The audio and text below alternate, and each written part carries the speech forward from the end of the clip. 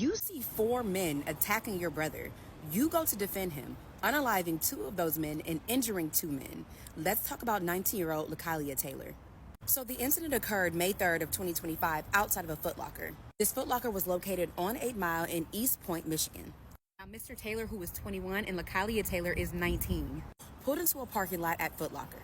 I'm sure they thought it was just any other day, but it wasn't. They ran into a group of people that they apparently knew. It is being alleged that Mr. Taylor approached the car. Some words were exchanged and then a full-out fight broke out. Mr. Taylor was taken to the ground and jumped by several people. Now, according to authorities, someone was armed in the group. We know that it was the driver. Now, Lakylia must have saw this because she went back to her vehicle to retrieve her weapon. Within seconds, she allegedly fired shots into the crowd. Now, she unalived 2 people and she wounded 2 people, including her brother. Now, this is the part of the story that people are confused about because street justice and court justice are 2 different things. Most self-defense laws state that you cannot shoot someone as they're running away. And that's what allegedly happened here. Now, before leaving the scene, Taylor allegedly took the weapon that belonged to one of the victims. And then he left the scene with his sister.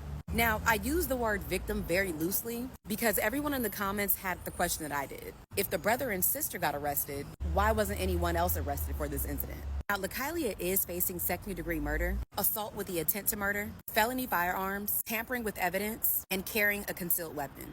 John Taylor is being charged with tampering with evidence, firearm larceny, carrying a concealed weapon, and larceny under $200. Now, as I said before, the surviving victims could not testify, so the preliminary hearing has been moved to July 18th. I do want to remind you guys that Michigan is a stand your ground state.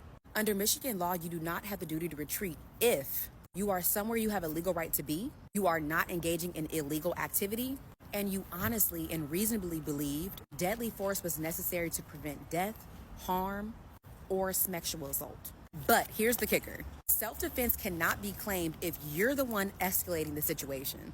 And I'm not a lawyer, but I think that's exactly what prosecutors are going to zero in on.